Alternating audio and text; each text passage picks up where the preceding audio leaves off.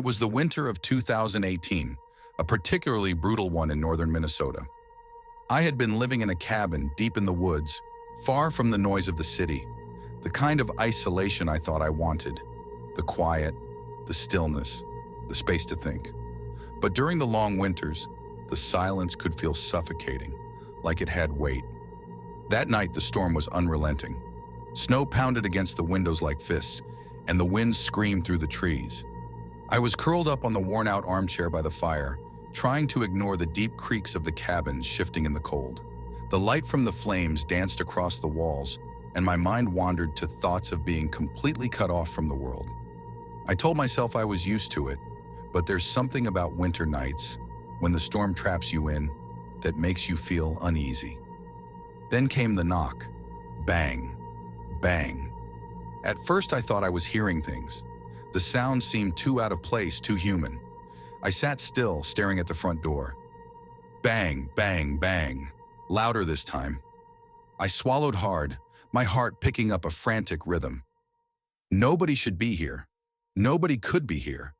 I crept toward the door, forcing out words that felt weak. Who's there? There was a long pause, then a voice, shaky and faint, but unmistakably real. Please, please help me. I froze. The voice sounded weak, pleading, almost drowned out by the howling wind. I pulled back the curtain on the small window near the door and peered out. A man stood there in the glow of the porch light, snow caking his shoulders, his breath fogging up the air. His face was pale, his movements slow and jerky like he could barely stand. Every instinct screamed to leave the door locked. You hear enough stories out here, people losing their way, freezing to death within sight of shelter. But ignoring someone in this cold would be a death sentence. I cracked the door open just enough to see him. Are you okay? I asked. He nodded weakly. I got lost. My car broke down. Please. His voice sounded strained, brittle, as though it could splinter apart at any second. I looked past him. No tracks, no car lights, just the wind sweeping the snow into shapeless drifts. But I couldn't leave him out there. I unlatched the door fully, and he staggered inside, collapsing onto his knees near the fireplace. Up close, he looked even worse. His cheeks were blotchy red with frostbite, lips cracked and blue. His hands shook as he cradled the cup of tea I made for him.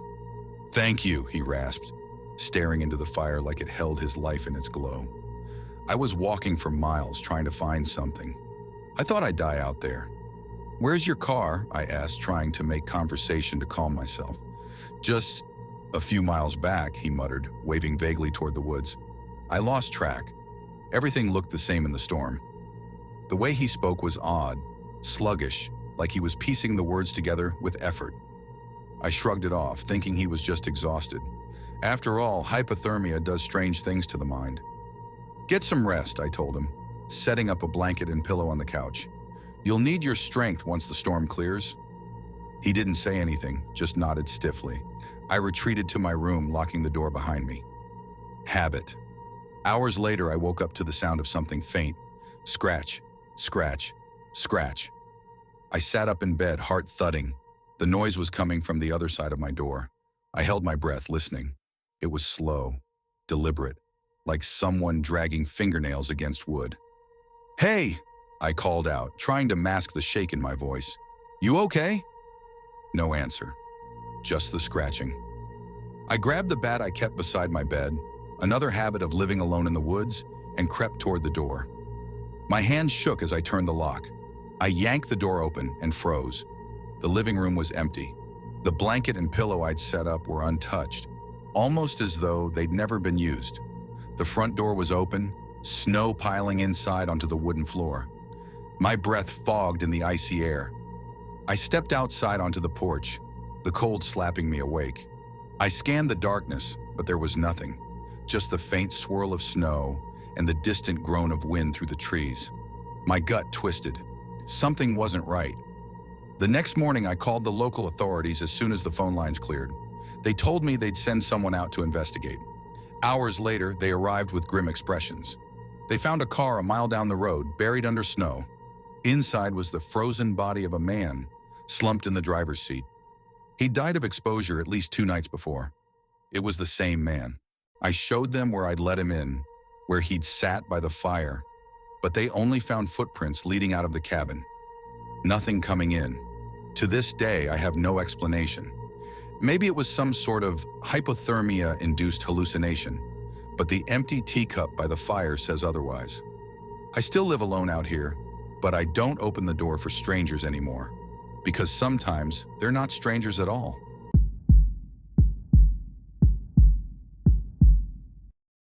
It was late January 2019, and I was working as a snowplow driver in a small, snow-drenched town in northern Vermont. It wasn't the most glamorous job, but it paid well during the brutal winters. Most of the work involved clearing back roads and long stretches of highway where nobody really drove at night. People stayed inside during snowstorms. They knew better. This particular night, the storm was relentless, dumping snow so fast that my tracks were covered within minutes. My shift started at 11 p.m., and my route took me deep into the rural outskirts where the houses were far apart, buried in snowbanks. By 2 a.m., the world was white and silent, my headlights the only thing cutting through the darkness. I was on an old logging road, barely wide enough for the plow, bordered by thick woods on either side. It was pitch black beyond the reach of my headlights, and the falling snow made it hard to see more than a few feet ahead. The hum of the engine and the scrape of the blade were the only sounds I heard. And then I saw it. A car. It was an old sedan, half buried in snow, pulled over on the side of the road at an awkward angle, as if the driver had swerved off. I slowed down and stopped a few yards ahead, my plow lights illuminating it. Something about it was off. It was too still, too quiet. No tracks, no signs of movement around it. I grabbed my flashlight and hopped out of the cab, the snow crunching under my boots. As I approached the car, I shone the light into the driver's side window. It was empty. No one in the front seat, and the door was slightly ajar, letting snow blow inside. "Hello," I called out, my voice muffled by the snowstorm. Nothing. I circled the car. There were no footprints, just smooth, untouched snow leading up to the woods. It didn't make sense. If someone had walked away, there would have been tracks, but there was nothing. I turned back toward my plow and froze. Standing at the edge of the trees just within the shadows was a figure. It was barely visible, a silhouette in the dark. I shone my flashlight at it, but the beam only caught a glimpse of movement as it disappeared deeper into the trees. My heart pounded in my ears. I scanned the woods, trying to see if it was an animal, or maybe a stranded driver, but there was no sign of it. Just the wind whistling through the trees, carrying flakes of snow with it. "Hey," I called out, more forcefully this time. "Do you need help?" No answer. I hurried back to the plow, my fingers tingling from the cold and unease. Something felt wrong, like the silence was pressing in on me. Once I climbed into the cab and shut the door, I locked it instinctively. I radioed the dispatch office to report the abandoned car and asked if anyone had called about a missing vehicle. "No reports like that tonight," the dispatcher said. "You sure you're okay out there?" I muttered something about the storm messing with my head and told them I'd keep moving. I was ready to get as far from that car as possible. I put the plow into gear and drove on, pushing snow off the road, trying to ignore the nagging feeling in my gut. A few minutes later, my headlights caught something in the distance. My breath caught in my throat. Another car. Same make, same color, same position, half buried in snow on the side of the road. "No way," I whispered. I knew there couldn't be two identical abandoned cars out here. The storm wasn't that bad. I slowed down but didn't stop this time. As I passed, I glanced at the driver's side. The door was ajar, just like before. My headlights swept across it and then into the trees. For the briefest second, I saw movement again, a dark figure slipping between the trees. I slammed my foot on the gas, the plow roaring forward.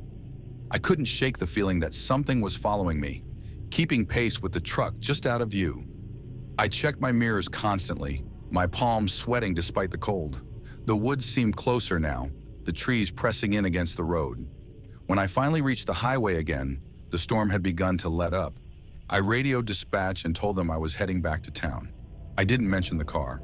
I couldn't explain it, not without sounding crazy. The next day, though, I couldn't let it go. I went to the local police station to report what I'd seen.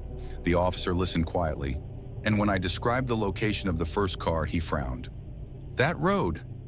That's not possible. Nobody drives out there anymore. Why not? I asked. There was a wreck a few years back. A guy drove off the road during a blizzard. Search and rescue tried to find him, but they never did. His car stayed buried for weeks before anyone spotted it. What kind of car was it? The officer glanced at me, his face unreadable. An old sedan, same color you described. A cold chill crept over me. You're sure nobody's reported anything? I pressed. Not a thing, he said, shaking his head. I didn't argue. I didn't want to know more. That night I dreamed of the car again, half buried in the snow, the door open, something waiting just beyond the tree line. When I woke up, the wind was howling, and I could swear I heard the faint hum of an engine outside my window. I never drove that route again. Some places are better left alone, especially in the dead of winter.